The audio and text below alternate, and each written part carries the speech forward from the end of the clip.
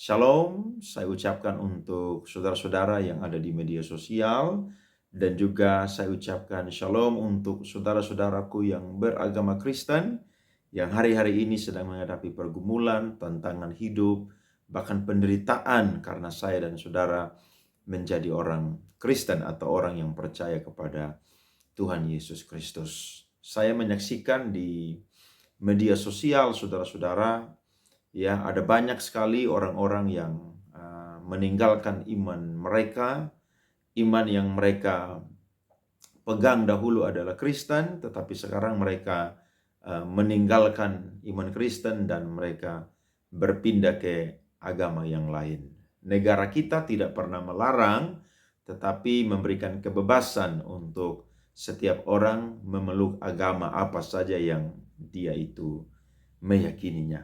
Tetapi sebagai seorang rohaniawan, sebagai seorang pendeta, saya sungguh-sungguh merasa bahwa orang-orang yang meninggalkan iman Kristen adalah orang-orang yang masih diberikan kesempatan atau masih mendapatkan kesempatan selagi mereka hidup untuk mereka itu bisa kembali menjadi orang percaya atau kembali kepada iman Kristen yang percaya kepada Tuhan Yesus Kristus. Saya melihat bahwa ada beberapa faktor mengapa orang-orang itu bisa dengan mudah sekali meninggalkan Tuhan Yesus Kristus yang adalah sebagai Tuhan Allah dan Juru Selamat. Tanda kutip, Alkitab mengatakan dengan jelas bahwa Tuhan Yesus adalah Tuhan Allah dan juga Juru Selamat. Di luar itu tidak ada keselamatan. Keselamatan hanya ada di dalam nama Tuhan Yesus Kristus. Saya ingin menyampaikan faktor yang pertama adalah karena orang bisa dengan mudah meninggalkan iman Kristen atau Tuhan Yesus Kristus karena faktor materi atau karena uang, kekayaan, dan lain sebagainya. Nah, ada satu contoh di Alkitab, ada seorang yang menjadi murid Tuhan Yesus Kristus, bahkan bukan 70 murid, tetapi 12 murid, namanya adalah Yudas Iskariot. Dia menjual Tuhan Yesus hanya karena ingin mendapatkan uang. Dan Alkitab berkata bahwa ketika dia itu mendapatkan uang, pada akhirnya ternyata uang tidak membawa kebahagiaan atau ketenangan kepada dia. Yang ada adalah justru dia menyesali karena dia telah menjual gurunya, menjual Tuhan yang sudah memuridkan dia, Tuhan yang sudah menyediakan keselamatan kepada dia. Nah, orang-orang Kristen hari-hari ini dengan mudah sekali meninggalkan iman Kristen karena faktor yang pertama adalah faktor materi atau kekayaan atau uang. Ini menjadi salah satu pergumulan dari gereja untuk terus bersuara tentang apa yang ada di dalam Kristus. Kekayaan yang ada di dalam Kristus, ya, itu jauh lebih daripada harta, kekayaan, ataupun juga uang. Kenapa? Karena kekayaan yang ada di dalam Kristus salah satunya adalah keselamatan. Dan keselamatan ini lebih berharga daripada apapun juga. Tidak heran Yesus pernah berkata bahwa apa gunanya seseorang memiliki seluruh isi dunia ini, tetapi dia itu kehilangan nyawanya. Buat apa orang itu kaya, orang itu punya uang yang banyak, punya harta yang banyak, tetapi dia tidak memiliki Kristus atau dia itu melepaskan Tuhan Yesus Kristus. Alkitab mengatakan dengan jelas bahwa Tuhan Yesus Kristus adalah Tuhan Allah dan Juru Selamat. Kalau saya dan saudara membaca Alkitab, ya, ada banyak orang yang memakai Alkitab atau firman Tuhan ini yang berkata bahwa Tuhan Yesus tidak pernah mengatakan bahwa dia itu adalah Tuhan Allah dan Juru Selamat. Tetapi iman Kristen tidak hanya dibangun oleh perkataan Tuhan Yesus, tapi iman Kristen pun juga dibangun oleh para rasul, murid-murid, bahkan juga orang-orang yang mengalami Tuhan Yesus secara pribadi. Contohnya di dalam Injil Yohanes pasal 4 ayat 25 dan ayat 26 ada seorang perempuan yang ada di Sikar Samaria yang berjumpa dengan Kristus. Dan dia benar-benar kaget karena apa yang dia perbuat, bahkan seluruh kehidupan dia, itu Yesus tahu. Dan dia sebagai seorang Samaria yang pernah tahu firman, yang tahu apa yang ada di perjanjian lama, dia yakin bahwa orang itu bukan sekedar orang biasa, tapi orang itu adalah Mesias. Akhirnya dia pergi, dia menceritakan ya bagaimana bahwa ada seorang yang tahu apa yang dia perbuat. Mungkin kan dia adalah Mesias, dan ada banyak orang yang ada di Samaria, yang ada di Sikar, mereka pergi. Dan akhirnya ketika mereka pergi, mereka menahan Tuhan Yesus kurang lebih beberapa hari di situ. Dan akhirnya Yesus mengajar mereka dan melakukan penginjilan yang sangat luar biasa. Dan Alkitab berkata dalam Injil Yohanes pasal 4 ayat 29, Yohanes pasal 4 ayat 39 sampai selesai, saudara melihat di situ atau membaca di situ bagaimana orang-orang percaya kepada Tuhan Yesus Kristus sebagai Tuhan dan Juru Selamat bukan karena perkataan dari perempuan itu lagi, tapi karena mereka benar-benar yakin dan mengalami bahwa Yesus Kristus adalah Mesias, anak Allah, anak manusia, Tuhan Allah dan Juru Selamat. Saudara-saudara, saya mau dorong kepada kita sebagai orang-orang Kristen, jangan pernah melepaskan Tuhan Yesus demi harta, kekayaan, jabatan, materi, atau apapun juga. Sebab ingat, dia telah mati bagi saya dan saudara, darahnya sangat-sangat mahal dicurahkan kepada kita. Kita adalah orang-orang yang sudah menjadi anaknya. Mari kita terus untuk berpegang kepada iman kita sehingga kita tidak dengan mudah meninggalkan Tuhan Yesus Kristus. Ingat, waktu saudara-saudara meninggalkan Tuhan Yesus Kristus, maka saudara-saudara tidak akan mendapat tempat di dalam kerajaan surga. Karena Alkitab berkata, Yesus berkata dengan jelas, "Akulah jalan dan kebenaran dan hidup. Tidak ada seorang pun yang dapat sampai kepada Bapa kalau tidak melalui aku." Nah, poin yang pertama ini saya kasih ayat saudara dari Yohanes 17 ayat yang ke-12. "Selama aku bersama mereka, aku memelihara mereka dalam namamu, yaitu namamu yang telah engkau berikan kepadaku. Aku telah menjaga mereka dan tidak ada seorang pun dari mereka yang binasa selain daripada dia yang telah ditentukan untuk binasa, supaya genaplah yang tertulis dalam kitab suci." Artinya, Yudas ini adalah orang yang telah ditentukan untuk binasa.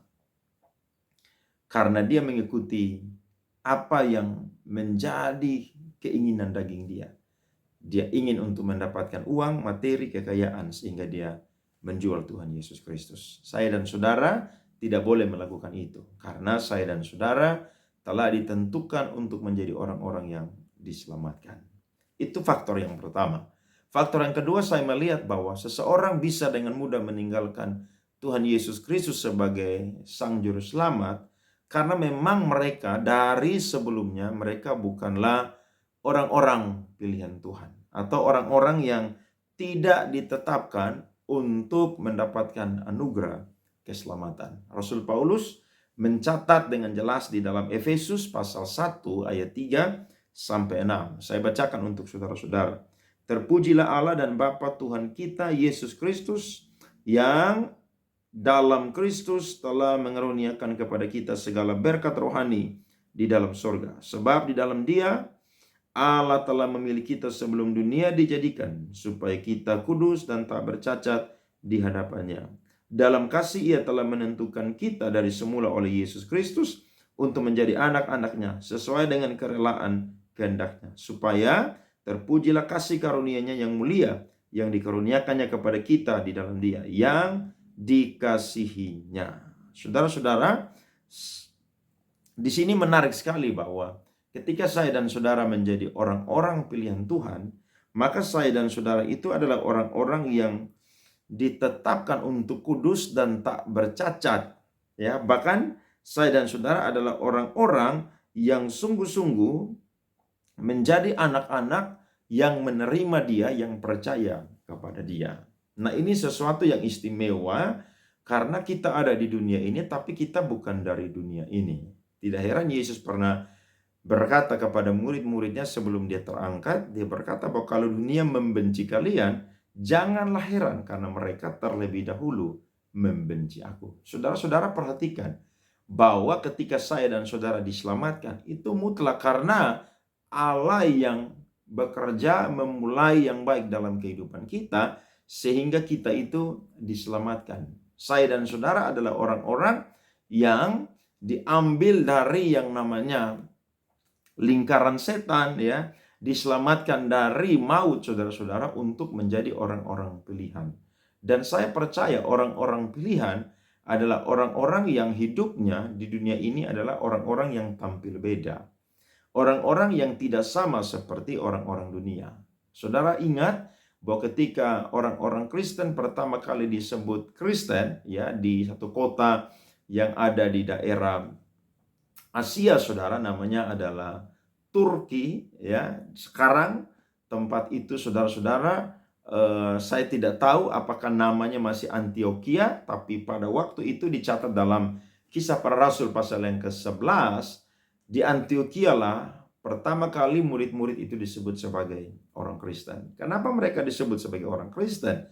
Karena kehidupan mereka atau gaya hidup mereka itu berbeda dengan kebanyakan orang pada waktu itu. Jadi orang melihat saya dan saudara Kristen itu bukan karena saya dan saudara rajin ke gereja, rajin pelayanan, rajin menyumbang gereja, memberi persembahan. Bukan itu. Tetapi yang paling pertama kali orang melihat saya dan saudara adalah orang Kristen, gaya hidup kita berbeda dengan orang-orang dunia. Tidak heran Rasul Paulus pernah mengirimkan surat yang secara pribadi kepada anak rohaninya yang menjadi gembala di kota Efesus yang bernama Timotius. Dia berkata bahwa keadaan manusia akhir zaman itu sungguh-sungguh tragis. Kenapa? Karena secara lahiriah mereka beribadah, tetapi pada hakikatnya mereka itu memungkiri kekuatan daripada ibadah. Apa kekuatan dari ibadah, saudara? Mengubahkan orang. Kekuatan dari ibadah itu menyelamatkan orang sehingga orang itu menjadi baru di dalam Tuhan. Tetapi sayangnya ada banyak orang yang tidak menjadi baru di dalam Tuhan. Nah, orang bisa yang namanya meninggalkan iman Kristen, meninggalkan Kristus sebagai Tuhan dan Juru Selamat, itu mutlak. Kenapa? Karena dia adalah orang yang sungguh-sungguh, ya. Dia adalah orang yang tidak pernah ditentukan untuk diselamatkan. Makanya saya suka dengan 5 poin daripada doktrin Calvinisme, saudara-saudara. Yang paling terakhir adalah perseverance of the saints atau ketekunan orang-orang kudus. Orang bisa yang namanya sampai mati setia kepada Kristus itu bukan karena kekuatan mereka, tapi karena mereka digenggam oleh Allah. Waktu saya dan saudara digenggam oleh Allah, maka dunia tidak akan pernah bisa merebut kita. Bagian dari Allah adalah menjaga saya dan saudara sehingga tidak tercemar oleh dunia ini. Tidak heran Yohanes pernah berkata, dunia ini sedang lenyap dengan segala keinginannya, tetapi orang-orang yang melakukan kehendak Allah akan tetap hidup selama-lamanya. Waktu Nuh hidup, saudara, dia berkhotbah 120 tahun. Tidak ada satu orang pun yang bertobat. Kenapa? Karena memang mereka adalah orang-orang yang tidak ditentukan, tidak dipilih dari semulanya untuk mendapatkan keselamatan. Kalau hari ini saudara-saudara yang sudah diselamatkan, saudara yakin bahwa Yesus adalah Tuhan dan Juru Selamat, tidak ada yang lain, maka saudara jangan pernah melepaskan iman kepercayaanmu, karena Dia sudah bayar kita, tebus kita dengan darahnya yang sangat mahal. Faktor yang ketiga, saudara-saudara, saya bisa melihat bahwa ketika seseorang itu dengan mudah melepaskan Tuhan Yesus Kristus karena dia tidak berakar, saudara-saudara, di dalam firman. Nah, orang kalau berakar di dalam firman, saya percaya bahwa dia itu akan kuat, saudara-saudara. Tetapi orang yang tidak berakar di dalam firman, itu sama seperti benih yang ditaburkan, saudara, yang lebih banyak bebatuan, sedangkan tanahnya itu sangat tipis sekali. Nah, ini ada satu perumpamaan dalam Matius 13 ayat 20 dan 21.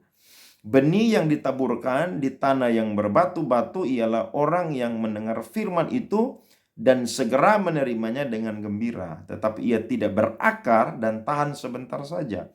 Apabila datang penindasan atau penganiayaan karena firman itu, orang itu pun segera murtad. Nah, ini contohnya orang yang ada di gereja yang ketika dengar firman, respon dengan semangat, dengan antusias, tetapi ternyata